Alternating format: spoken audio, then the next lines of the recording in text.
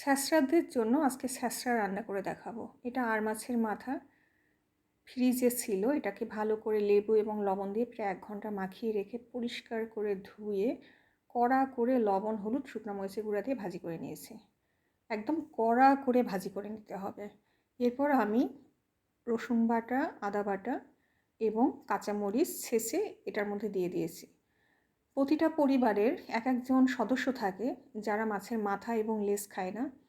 তাদেরকে আমার মাঝে মাঝে রাগে মনে হয় যে বলি যে তারা ছ্যাঁচড়া মানুষ, যে কখনোই তারা মাছের মাথা এবং লেজ খাবে না।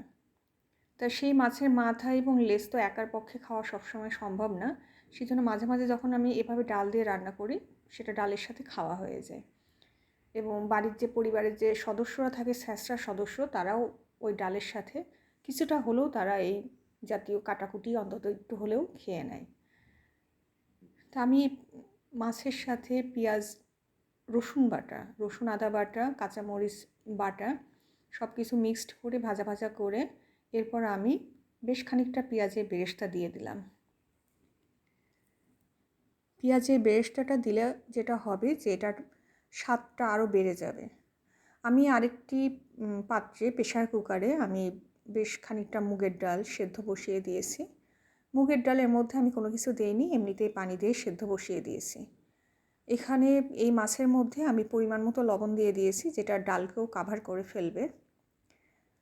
তা এই তো এবার আমি হলুদের গুঁড়া দিলাম একটু বেশি করে। আমি এখানে জিরার গুঁড়া এবং ধনিয়ার গুঁড়া ব্যবহার করেছি।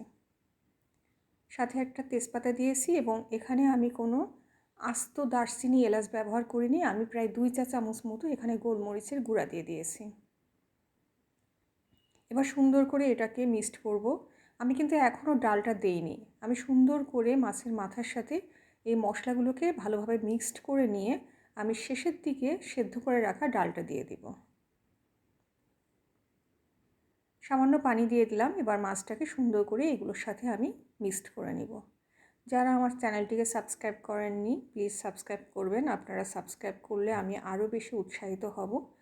আমি ভিডিও করি শখের বশে, তবে সাবস্ক্রাইব করলে আমি বুঝতে পারবো যে মানুষ আমার ভিডিও দেখছে এবং তারা কিছু না কিছু উপকৃত হচ্ছে। এবার আমি সেদ্ধ করে রাখা মুগ ডালগুলো দিয়ে দিলাম। আর বেশিক্ষণ লাগবে না আমার এই রান্নাটা। এরপর ভালো করে মিক্সড করে দিব। আমরা রুই মাছের মাথা, কাতল মাছের মাথা দিয়ে সাধারণত মুড়ো ঘন্ট করি।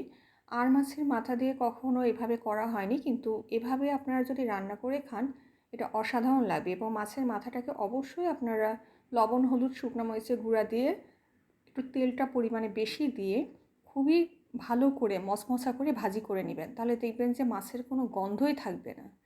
এবং লেবু দিয়ে, লবণ দিয়ে যে মাছটা প্রথমে পরিষ্কার করে নেওয়া হয়েছিল, তার ফলে হবে কি যে মাছের গন্ধ তো থাকবেই না, সম্পূর্ণরূপে মাছটা আরও বেশি সুস্বাদু হয়ে যাবে। তো কেমন লাগলো আমার ভিডিও অবশ্যই আমাকে কমেন্টে জানাবেন। এই তো আমার রান্না হয়ে গেল। এখন গরম গরম ভাত অথবা রুটির সাথে আপনারা এটা খেতে পারবেন।